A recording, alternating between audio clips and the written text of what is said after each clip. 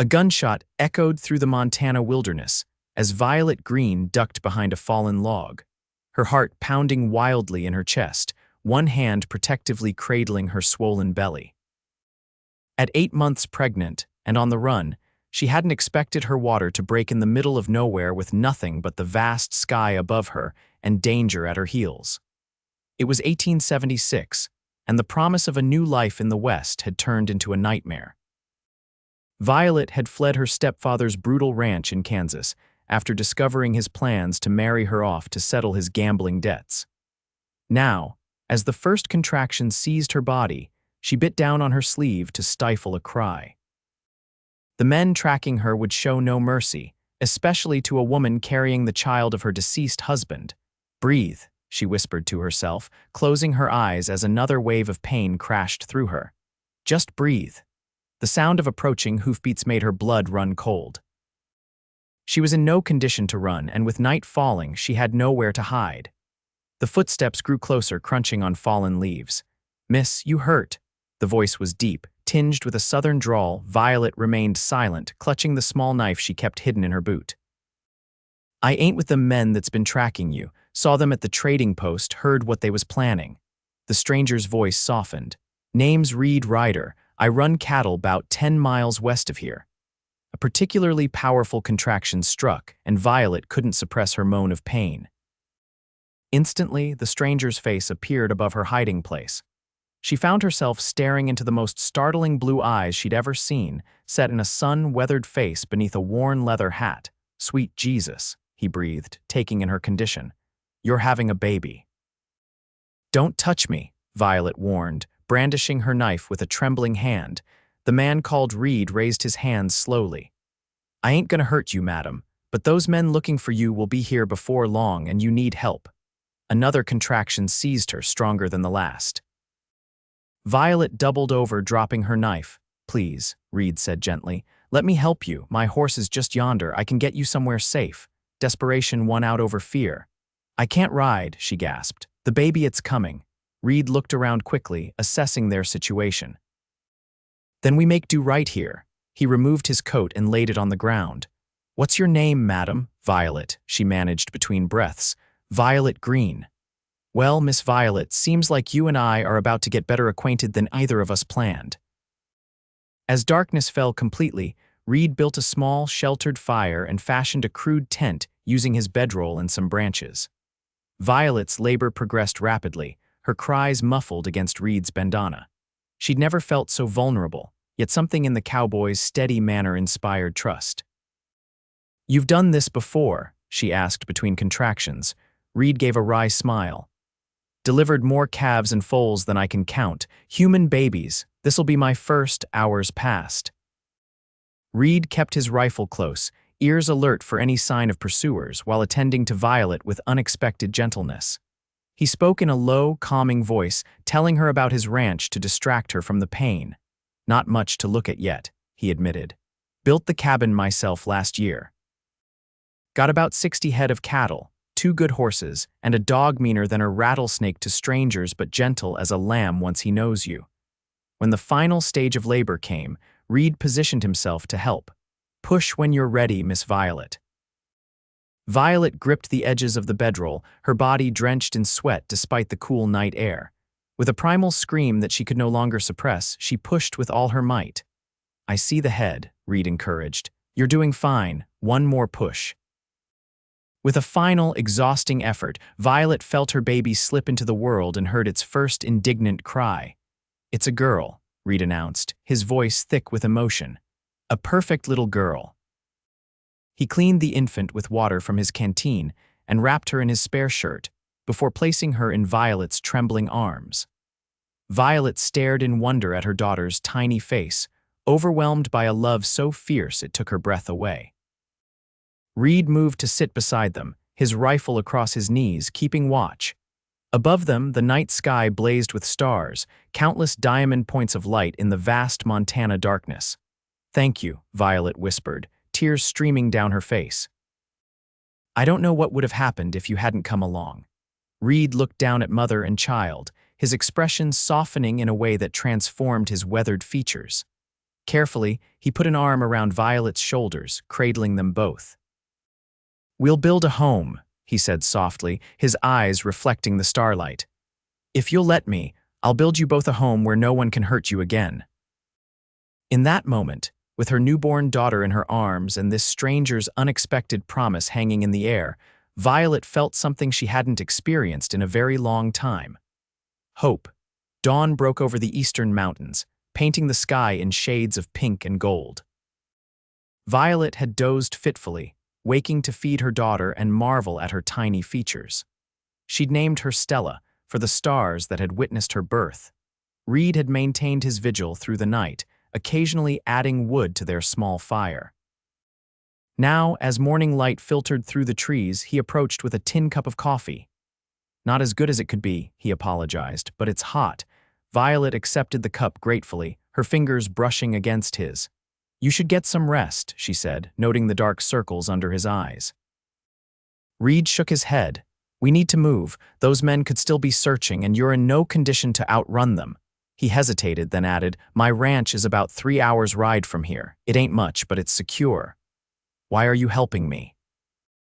Violet asked, the question that had burned in her mind all night finally finding voice. "You don't know me. I could be running from the law for all you know." Reid's mouth quirked in a half-smile. "Are you?" "No," she admitted. "I'm running from my stepfather and the man he sold me to." Reid's expression hardened. No man has the right to sell another human being, especially not his own kin. He knelt beside her. "I help because it's what decent folks do, Miss Violet, and because—" He glanced at baby Stella, his features softening. "Well, seems like you two could use a friend right about now." Violet studied him, trying to reconcile his kindness with her experiences of men who always wanted something in return. "I can't pay you," she said bluntly. "And I won't work your bed to settle my debt." If she expected him to be offended, she was mistaken. Reid simply nodded. "Never crossed my mind to ask for either. When you're strong enough, we'll figure things out proper. Until then, you and the little one need shelter and safety." He fashioned a sling for Stella from part of his bedroll, helping Violet secure the baby against her chest. Then, with remarkable gentleness for such a large man, he lifted Violet onto his horse. "Hold on tight to the little one," he instructed, mounting behind her. "I'll take it slow, but it won't be the most comfortable ride." With one arm holding Stella secure and the other gripping the saddle horn, Violet leaned back slightly against Reid's solid chest. His arms came around her to hold the reins, creating a protective circle she hadn't expected to find comforting. They rode in silence for a time, Reid guiding the horse carefully over the rough terrain. Violet was acutely aware of her physical weakness, her body still recovering from childbirth. The motion of the horse sent waves of discomfort through her, but she bit her lip and endured. "Tell me about them," Reid said eventually. "The men following you, what do they look like? How many?" Violet closed her eyes, picturing them. "My stepfather Harold and 2 of his men." Harold's tall with a gray beard and a scar across his chin. Always wears a black hat with a silver band. The others are just hired guns, one's young with red hair, the other older with a missing front tooth. "And the man he promised you to?" "Frank Pearson," she said, the name tasting bitter on her tongue. "Cattle baron from Wyoming, 3 times my age with a reputation for going through wives. His last one reportedly fell down the stairs, twice." Reid's arms tightened slightly around her. "Your husband, is he truly gone?" Violet nodded. "Thomas died of fever 6 months ago. We'd been heading west to start fresh when he took ill. By the time Harold found me, I was already with child. And he still aimed to marry you off. The baby was inconvenient but not a deal-breaker, apparently. Pearson has no heirs." She shuddered. "I left the night I overheard them discussing the arrangement, took what little money Thomas and I had saved and ran." They crested a hill, and Reid pulled the horse to a stop. Below them stretched a small valley, emerald green in the morning light. A modest cabin stood near a creek with a barn and corral nearby. A few dozen cattle grazed on the hillside. "It ain't much," Reid said, echoing his words from earlier. "But it's mine, free and clear. No one will find you here unless I want them to." As they approached the cabin, a large black and tan dog came bounding toward them, barking fiercely until Reid called out. "Easy, Bandit. Friends?" The dog immediately quieted, circling the horse with his tail wagging cautiously. "Told you he's protective," Reid commented, dismounting before carefully helping Violet down, mindful of the baby strapped to her chest. The cabin was simply furnished but clean and well-maintained. A stone fireplace dominated one wall with a small kitchen area opposite. A wooden table with 2 chairs sat in the center, and Violet glimpsed a bed behind a partial wall divider. "You'll take the bed," Reid said, noticing her gaze. "I'll bunk in the barn until you're recovered." "I can't put you out of your home," Violet protested. "You ain't putting me anywhere." "I'm offering." He moved to stoke the embers in the fireplace. "Rest now. I'll fix something to eat." Exhaustion suddenly overwhelmed Violet. Between the birth, the ride, and the emotional toll of the past days, she could barely stand. Reid guided her to the bed, where she sank down gratefully. Stella stirred against her chest, making tiny mewling sounds. "She'll be hungry," Violet murmured. Reid nodded, turning away to give her privacy. "I'll be outside seeing to the horse. Call if you need anything." Alone for the first time since her desperate flight, Violet finally allowed herself to cry tears of relief, of grief for Thomas, of fear for her uncertain future, and of cautious hope that perhaps she had found sanctuary. Outside, Reid leaned against the corral fence, watching his horse drink. He hadn't planned on bringing home a woman and a newborn when he'd ridden out yesterday. He'd only gone to the trading post for supplies when he overheard the men describing a pregnant woman they were tracking, talking about her like she was property to be retrieved. Something in him had snapped. Maybe it was memories of his own mother, who died when he was young, worked to exhaustion by a father who valued her only for what she could provide. Or maybe it was simply that no decent man could hear such talk and do nothing. Now he had responsibilities he hadn't counted on and complications he couldn't begin to anticipate. If those men tracked Violet here, there would be violence. Reid was no stranger to fighting when necessary, but he'd built this place to escape such troubles, not invite them in. Bandit nudged his hand, and Reid absently scratched the dog's ears. "What do you think, boy? We got ourselves into something here, haven't we?" The dog whined softly, as if in agreement. Reid sighed, straightening his shoulders. Whatever came next, he'd made his choice when he brought Violet and her baby to his home. He'd see it through, whatever the cost. Inside the cabin, Violet had fallen into an exhausted sleep with Stella nestled against her. Reid moved quietly, preparing a simple stew with the vegetables from his garden and meat from his smokehouse. The domestic scene struck him as oddly natural, as if his solitary cabin had been waiting for a woman's presence to make it truly a home. When the stew was simmering, Reid stepped outside again and surveyed his property with fresh eyes. The cabin needed work, another room for the baby, perhaps. The garden could be expanded. He'd been getting by with the bare necessities, but a woman and child would need more. "We'll build a home," he'd promised her. The words had come unbidden, surprising even him. Yet standing here now, he found himself meaning them more with each passing hour. 3 days passed in a gentle rhythm. Violet regained her strength gradually, moving from the bed to a chair by the fire, then to helping with small tasks around the cabin. Reid split his time between his regular ranch duties and making improvements to accommodate his guests, constructing a crude cradle for Stella from a wooden crate, hunting fresh game, and bringing wildflowers to brighten the table. They established an unspoken boundary. Reid slept in the barn as promised, entering the cabin only after calling out his presence. Violet kept Stella's feeding times private, though she found herself less embarrassed by her maternal duties with each passing day. On the 4th morning, Violet emerged from the cabin to find Reid splitting logs, his shirt discarded in the summer heat. She paused, struck by the play of muscles across his back and shoulders as he brought the axe down with practiced precision.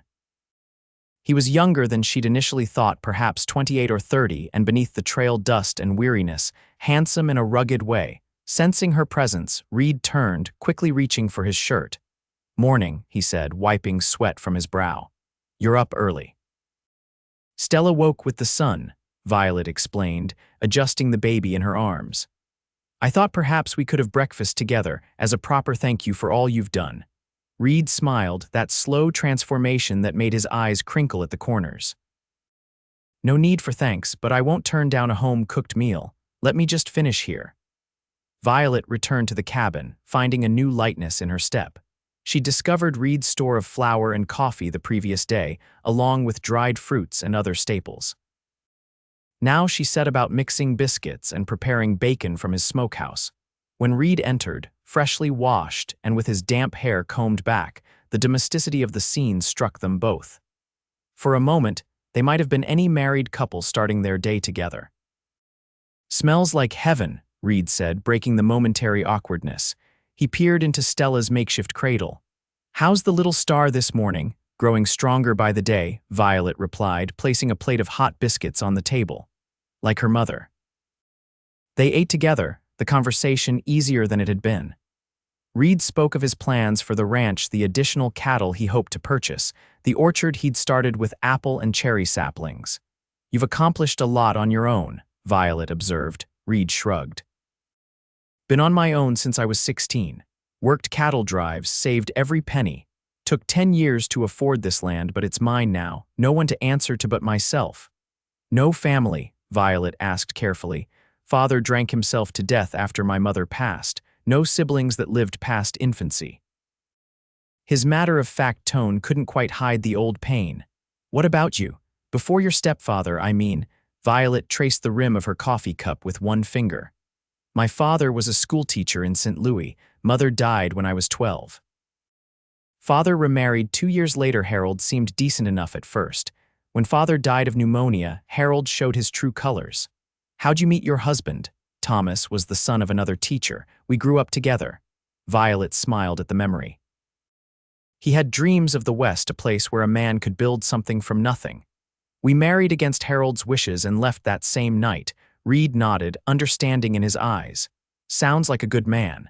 "He was," Violet agreed softly. "He would have been a wonderful father."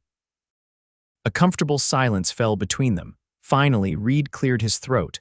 "I need to ride to town today. We're running low on supplies and—" He hesitated. "I thought I might ask around, see if there's any word of your stepfather." Fear clutched at Violet's heart. "Is that wise?"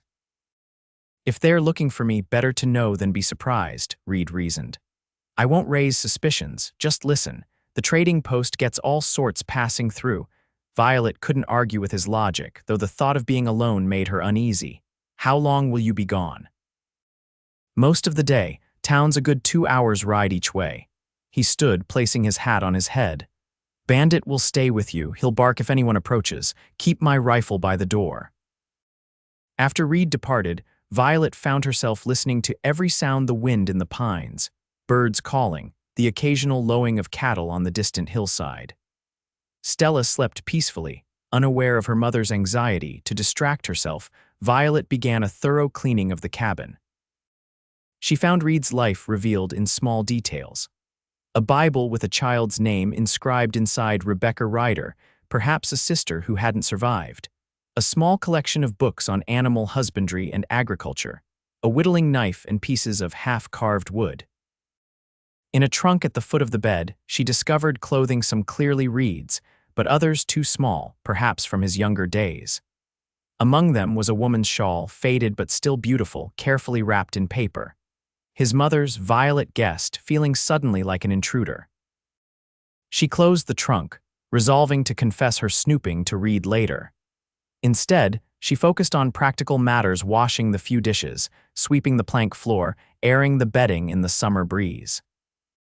By late afternoon, she had organized Reid's modest pantry, prepared a stew for their dinner, and even found time to wash her hair in the creek while Stella napped. The water was cold but refreshing, and for the first time in months, Violet felt something like peace. The sound of approaching hoofbeats sent her hurrying back to the cabin, heart racing.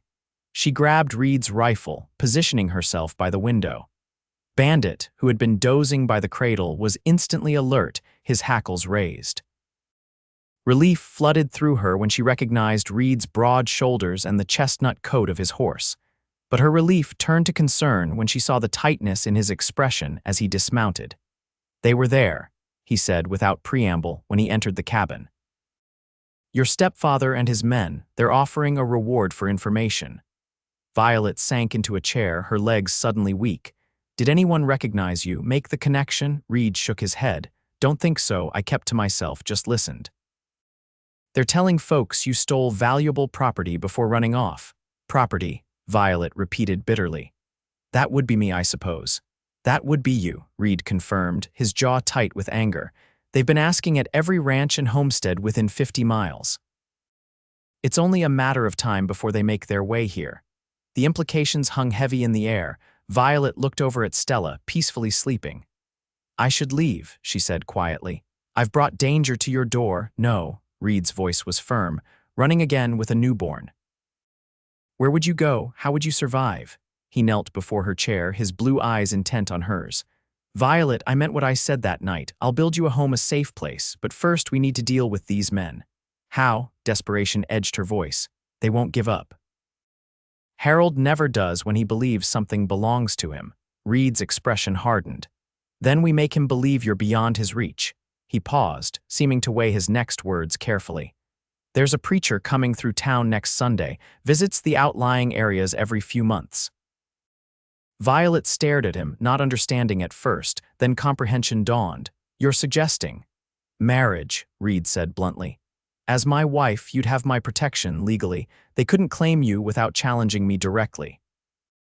But we barely know each other, Violet protested, even as a part of her recognized the practical wisdom in his suggestion. I know you're brave, Reid countered. I know you're a devoted mother. I know you can cook a biscuit that makes a man forget his own name. A hint of a smile crossed his lips before fading. I'm not asking for a love match, Violet, just a partnership, a chance to protect you and Stella properly. Violet looked around the cabin that had become a sanctuary in just a few short days. And if they come anyway? Reid's hand moved to rest on hers, his calloused palm warm against her skin. Then they'll find I'm not a man who gives up what's his without a fight. The word his hung between them, laden with meaning neither was ready to examine too closely. I need time to think, Violet finally said. Reid nodded, standing. Of course, it's not a small thing I'm asking. He moved toward the door. I'll see to the livestock. Dinner smells mighty fine. Left alone, Violet cradled Stella against her chest, the baby's steady heartbeat a counterpoint to her own racing thoughts. Marriage to Reid would provide security, a father for Stella, a home. But could she tie herself to another man so soon after Thomas? Could she enter a marriage of convenience when her heart was still healing? Yet what were her alternatives? To run again, alone with an infant, to hide forever. By the time Reid returned for dinner, Violet had made her decision. They ate in companionable silence, the stew stretching further with the addition of the fresh bread Reid had purchased in town. I'll do it, Violet said as Reid finished his meal. I'll marry you. Reid looked up, his expression unreadable in the lamplight. You're certain? No, she admitted with a small laugh. But I'm certain that Stella deserves stability and safety, and I'm certain that you're a good man, Reid Ryder. Something flickered in his eyes, relief, perhaps, or something deeper. Then I'll ride into town tomorrow, speak to the preacher. Sunday is only 3 days away. So soon, Violet murmured, more to herself than to him. Reid hesitated, then reached across the table to cover her hand with his. This doesn't have to be more than what you want it to be, Violet. I won't expect. He faltered, uncharacteristically uncertain. Wifely duties, Violet supplied, her cheeks warming despite her direct words. Reid nodded, a flush visible beneath his tan. We'll share this home as partners, friends if we can manage it. The rest, well, that's for you to decide, if ever. His consideration touched her deeply. Thomas had been gentle and loving, but he'd never considered that Violet might have a say in such matters. It had been expected part of marriage. Thank you, she said softly, for everything. Reid squeezed her hand once before releasing it. Get some rest. We've got preparations to make if there's to be a wedding on Sunday. Sunday dawned clear and bright, the Montana summer in full glory. Violet stood before the small mirror Reid had brought from town, hardly recognizing herself. The dress purchased by Reid from the general store's limited selection was a simple blue cotton, but it was the first new clothing she'd had in over a year. Her hair, washed and brushed until it shone, fell in loose waves down her back. She'd considered pinning it up more formally but decided against it. This was not a traditional wedding in any sense. Stella, wrapped in a new blanket that was Reid's wedding gift to her, gurgled happily in her cradle. At 2 weeks old, she was already showing signs of the woman she would become, determined, observant, with Thomas's dark hair and Violet's green eyes. A knock at the door startled Violet from her contemplation. "May I come in?" Reid called. "Yes," Violet responded, smoothing her dress nervously. Reid entered and Violet's breath caught. He was transformed from the rugged rancher she'd come to know. His hair was neatly trimmed, his face freshly shaved. He wore a clean white shirt, black trousers, and a new black vest. His boots were polished to a shine. "You look." He began, then stopped, seeming to search for words. "You're beautiful, Violet." The simple sincerity in his voice brought unexpected tears to her eyes. "Thank you, you clean up rather well yourself." Reid smiled, some of the tension leaving his shoulders. "Preacher Johnson is waiting outside." "He can't stay long, has services in town at noon." Violet nodded, suddenly nervous. "I'm ready." They stood together on the porch, with Bandit sitting attentively nearby and Stella cradled in Violet's arms. Preacher Johnson, a kind-faced man with silver hair, performed a brief but dignified ceremony. "Do you, Reid Ryder, take this woman to be your lawfully wedded wife, to have and to hold from this day forward, for better, for worse, for richer, for poorer, in sickness and in health, until death do you part?" Reid's voice was steady. "I do." "And do you, Violet Elizabeth Greene, take this man to be your lawfully wedded husband, to have and to hold from this day forward, for better, for worse, for richer, for poorer, in sickness and in health, until death do you part?" Violet looked up into Reid's blue eyes, finding strength in his steady gaze. "I do." "The rings, please," Preacher Johnson prompted. Reid reached into his pocket, producing 2 simple gold bands. Violet stared in surprise. He hadn't mentioned rings. "They were my parents," Reid explained quietly. "Only valuable things my father didn't drink away." The significance of the gesture wasn't lost on Violet. These rings represented family continuity, a heritage Reid was choosing to share. They exchanged the rings with slightly trembling hands, the metal warm against Violet's skin. "By the power vested in me, I now pronounce you husband and wife," Preacher Johnson declared. "You may kiss your bride." Reid hesitated, clearly uncertain whether Violet would welcome such a gesture. Making the decision for both of them, Violet rose on tiptoe and pressed a gentle kiss to his lips.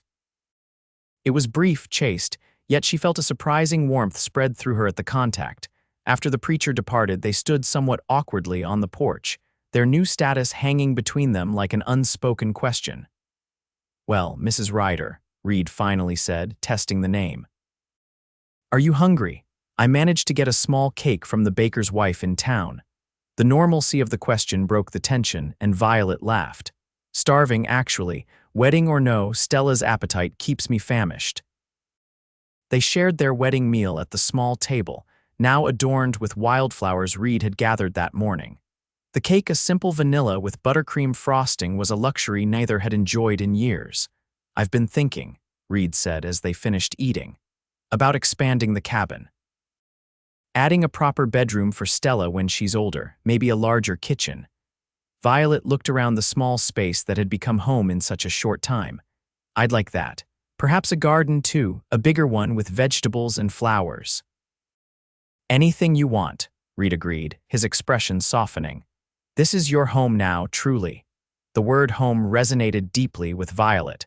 Since leaving St. Louis with Thomas, she'd known only temporary shelters and constant movement. Now, improbably, she had a husband, a home, and a future stretching before her. That night, after Stella was fed and sleeping soundly, the inevitable moment of awkwardness arrived. Reid stood by the door, clearly preparing to leave for his customary place in the barn. "Reid," Violet called softly. "It's your bed. I can't keep putting you out of your own home." "It's our bed now," he corrected gently. "But I meant what I said. I don't expect, I know," Violet interrupted, "and I appreciate that more than I can say. But it seems foolish for you to sleep in the barn when the bed is plenty large enough for both of us." She met his gaze steadily. "I trust you, Reid. We can share the space without other expectations." Relief and something more complex crossed Reid's features. "If you're certain." That first night as husband and wife was strange yet surprisingly comfortable. They kept to their respective sides of the bed, a careful distance maintained between them.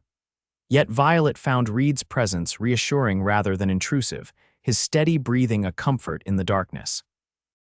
The days that followed settled into a new routine. Reid taught Violet about the ranch operations, how to check the cattle, the best times to plant certain crops, the signs of changing weather.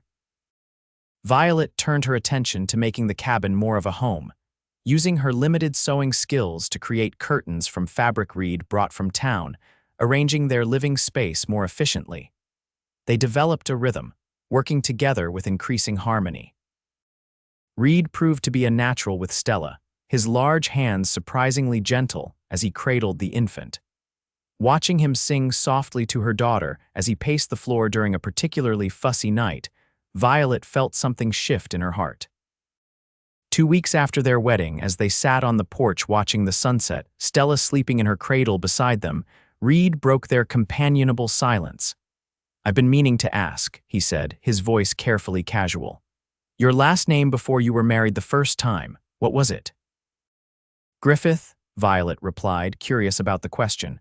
"Why do you ask?" Reid looked down at his hands. "Been thinking we should make things official, for Stella's sake. Legal adoption papers, so she carries the Ryder name too." Touched beyond words, Violet reached for his hand. "You would do that? She's my daughter now, isn't she?" Reid said simply. "In every way that matters." The matter-of-fact declaration, delivered without drama or expectation of gratitude, embodied everything Violet was coming to appreciate about Reid. He did what was right because it was right, not for recognition or reward. "Stella Grace Ryder," Violet tested the name aloud. "It has a fine sound to it." Reid smiled, that transformation that still caught Violet by surprise. "That it does." 3 more weeks passed peacefully. Summer reached its peak, the days long and hot, the evenings pleasantly cool. Reid and Violet fell into the habits of a married couple with surprising ease, sharing meals, discussing plans for the ranch, taking turns with Stella's care. They still maintained certain boundaries. Reid was unfailingly respectful of Violet's privacy, never entering the cabin without announcing himself if she was inside alone. Their sleeping arrangement remained strictly platonic, though Violet found herself increasingly aware of Reid's presence beside her each night, his warmth, his scent of soap and sunshine, the way his breathing deepened as he drifted into sleep.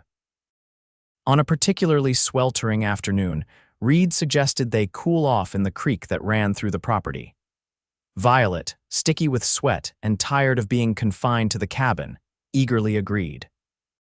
She wrapped Stella in a light blanket and followed Reid to a spot where the creek widened into a shallow pool. "It's safe here," Reid assured her, removing his boots and rolling up his trousers. "No strong current and the water's clean." Violet hesitated only briefly before removing her shoes and stockings. She sat at the edge of the pool, Stella in her lap, and dangled her feet in the cool water with a sigh of pleasure. Reid waded deeper, splashing water over his arms and face. His shirt clung to his broad shoulders, revealing the strength beneath. Violet found herself watching him with growing awareness, admiring the way sunlight played across his features, the easy grace of his movements. He caught her gaze and smiled, a drop of water trailing down his temple. "Feels mighty good, you should come in deeper." Before she could respond, the distant sound of hoofbeats broke the peaceful moment. Reid's expression instantly changed, alert and wary. "Take Stella back to the cabin," he said, his voice low and urgent. "Stay inside." Terror gripped Violet's heart as she gathered Stella and hurried back toward the cabin. She hadn't forgotten the threat hanging over them, but the weeks of peace had dulled its immediacy. Reid followed close behind, stopping only to retrieve his rifle from the porch. "Bar the door," he instructed. "Don't open it unless you hear my voice." Inside, Violet placed Stella in her cradle and moved to the window, peering cautiously through the curtain. Her blood ran cold as she recognized the 3 riders approaching Harold, with his distinctive black hat and silver band, flanked by his 2 henchmen. Reid stood in the yard, rifle held casually but ready, his posture deceptively relaxed. Violet could see the tension in his shoulders, the alertness in his stance. The riders stopped several yards away. Even from inside, Violet could hear Harold's booming voice. "Afternoon, friend. Hope we're not intruding. Can I help you, gentlemen?" Reid's voice revealed nothing. "Looking for a young woman," Harold said. "My stepdaughter ran off some weeks back, might have passed through these parts." "Lots of folks pass through," Reid replied neutrally. "Can't say I recall any young women traveling alone." Harold's eyes narrowed. "She'd have been heavy with child. Pretty little thing, dark hair, green eyes. Answers to Violet." "Afraid I can't help you," Reid said, his tone firming. "Now, if you don't mind, I've got work to attend to." The younger man with red hair spoke up. "Might be worth our while to have a look around, boss. This place is isolated enough." Harold nodded slowly. "My thoughts exactly, Jimmy." He turned back to Reid. "You wouldn't mind if we just took a quick look in your cabin there, would you? Clear our consciences before we move on." Reid shifted slightly, positioning himself more directly between the riders and the cabin. "Actually, I would mind. My wife's resting inside, been unwell lately. Doctor said she needs quiet." "Wife." Harold's skepticism was evident. "Funny, hadn't heard there was a married man living out this way." "Recent development," Reid said shortly. "Now I'll thank you to move along, nothing for you here." Harold dismounted slowly, his hand resting casually near his holstered pistol. "See, that's where you're wrong, friend. If my stepdaughter is here, that's very much something for me. She's carrying property that rightfully belongs to another man." "A woman ain't property," Reid said, his voice hardening. "Neither is her child." Inside the cabin, Violet's heart pounded so loudly she was certain they could hear it outside. Stella began to fuss, sensing her mother's distress. Violet quickly soothed her, terrified that the baby's cries would give them away. Through the window, she saw Harold take another step forward. "You seem mighty defensive for a man with nothing to hide. Makes me wonder what or who you've got in that cabin." The tension was palpable, a string pulled taut to the breaking point.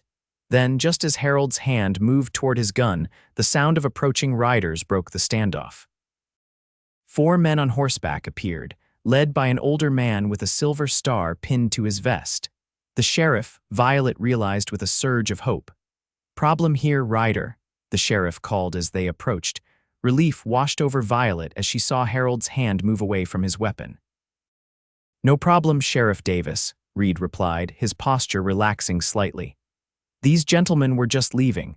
The sheriff dismounted, eyeing Harold and his men with obvious suspicion. "You boys aren't from around here." Harold forced a smile. "Just passing through, Sheriff. Looking for my stepdaughter. Ran off a while back." "That right." The sheriff's tone was skeptical. "Interesting timing, you showing up here. Just got word from the Wyoming Territory about a man matching your description. Seems there's some questions about how your last wife died." Harold's face darkened. "That's a damned lie. I've never been married." "Not what the telegram says," the sheriff countered. "Says you arranged marriages for profit, sold women to men looking for wives, then helped make them widows when a better offer came along." He unhooked handcuffs from his belt.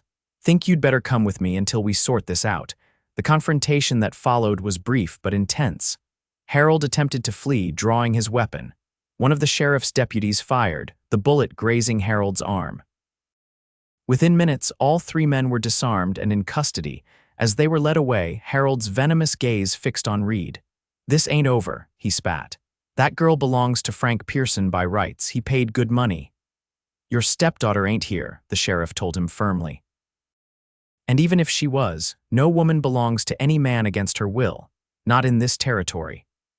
Only after the riders disappeared from view did Reid approach the cabin, calling Violet's name softly.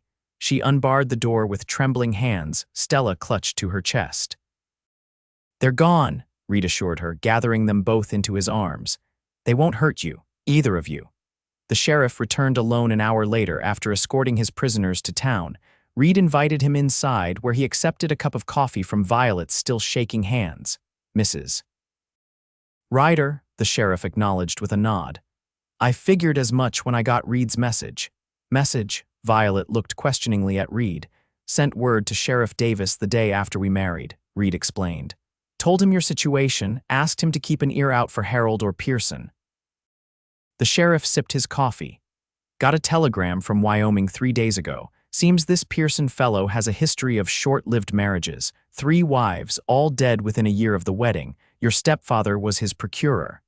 He looked at Violet kindly. "You had a narrow escape, madam."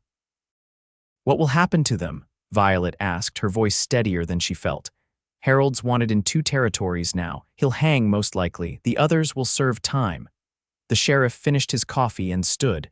"They won't trouble you again, Mrs. Ryder. You have my word on that." After the sheriff departed, Reid and Violet sat in stunned silence, the reality of their narrow escape sinking in. "It's over," Violet finally whispered. "Truly over." Reid nodded, reaching across the table to take her hand. "You're free now, you and Stella both." The implications of his words hung in the air between them. Their marriage had been one of convenience, a shield against danger.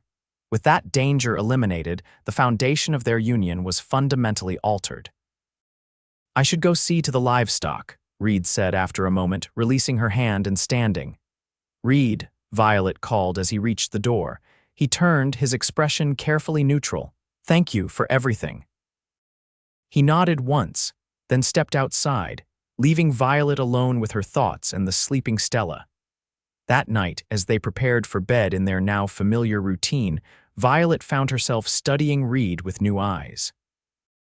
The man who had saved her life, protected her child, given them both his name and his home, all without asking anything in return. "You're staring," Reid observed quietly as he removed his boots. Violet didn't look away. "I'm seeing you," she corrected. Perhaps for the first time without fear clouding my vision, Reid's hands stilled. "And what do you see?" "A good man. A man who keeps his promises. A man who—" She hesitated, then continued more softly, "A man who deserves more than a marriage in name only." Reid looked up sharply, his blue eyes intense in the lamplight. "Violet, you don't owe me anything. Certainly not that." "It's not about owing," Violet said, moving closer to him. "It's about choosing. For the first time in my life, I'm truly free to choose." She reached out, her fingers lightly touching his cheek. "And I choose you, Reid Ryder, if you'll still have me not just as a convenient wife, but as a true one." For a moment, Reid remained perfectly still, as if afraid any movement might shatter the moment. Then, with exquisite gentleness, he covered her hand with his own. "Are you certain?" he asked, his voice rough with emotion. "Because once I kiss you properly, Violet, I don't think I'll be able to go back to the way things were." In answer, Violet leaned forward and pressed her lips to his. Unlike their wedding kiss, this one held nothing back. Reid's arms came around her, drawing her closer as the kiss deepened, months of restrained longing finally finding expression. When they finally parted, both breathless, Reid rested his forehead against hers. "I've been falling in love with you since the night Stella was born," he confessed. "Every day a little more, but I never wanted you to feel trapped." "Love isn't a trap," Violet whispered. "It's freedom. It took me until today to understand that." That night, their marriage was consummated with tender passion, each discovery a gift freely given and joyfully received. Afterward, as Violet lay in the circle of Reid's arms, she felt a sense of rightness, of homecoming. "We'll build a home," Reid had promised her beneath the stars. Looking back, Violet realized they had been building it all along, not just the physical structure, but the bonds between them, the foundation of trust and respect that had blossomed into love. Autumn came to the Montana wilderness, painting the hillsides in gold and crimson. The cabin had expanded with Reid's skilled hands, a new bedroom for Stella, a larger kitchen with a proper cookstove, a covered porch where they could watch the sunset together. Stella thrived, growing stronger each day, her laughter the sweetest music Violet had ever heard. At 4 months old, she was already showing signs of her mother's determination and her adoptive father's calm patience. On a crisp October evening, as they sat on their new porch swing, Stella sleeping peacefully in her cradle beside them, Violet nestled against Reid's chest, his arm warm around her shoulders. "I received a letter today," she said, looking up at her husband's profile in the fading light. "From the sheriff in Wyoming." Reid tensed slightly. "And Harold and Pearson both face justice. They won't ever hurt anyone again." She placed a hand on Reid's chest, feeling his steady heartbeat beneath her palm. "It's truly over now." Reid covered her hand with his, bringing it to his lips. "Good. though I'd protect you from them 1,000 times over if needed. I know you would, Violet said softly, but I'm glad we can look forward now, not back. They sat in comfortable silence, watching as the first stars appeared in the darkening sky. The same stars that had witnessed Stella's birth, that had looked down on a desperate woman and the cowboy who had promised her safety. I have something to tell you, Violet said after a while, a smile playing at her lips. Reid looked down at her, one eyebrow raised questioningly. Doctor. Martin confirmed it yesterday in town. We're going to have another baby come spring. Joy transformed Reid's features as he gathered her close, his kiss conveying everything words could not. A brother or sister for Stella, he said when they finally parted, wonder in his voice as his hand gently covered Violet's still flat stomach. Another star for our sky, Violet agreed, leaning into his embrace. Above them, the heavens spread out in infinite splendor, each star a promise, a possibility. Below, in the small cabin nestled against the Montana wilderness, a family built on chance and courage continued to grow. The home Reid had promised that starlit night had become more than either of them could have imagined, not just a shelter from danger, but a haven for love, for new beginnings, for the family they were creating together. As winter's first snow began to fall gently around them, Reid and Violet remained on the porch a little longer, wrapped in each other's warmth, their hearts full with the life they had built and the future stretching before them as vast and promising as the western sky. 5 years later, the Ryder ranch had flourished beyond their early dreams.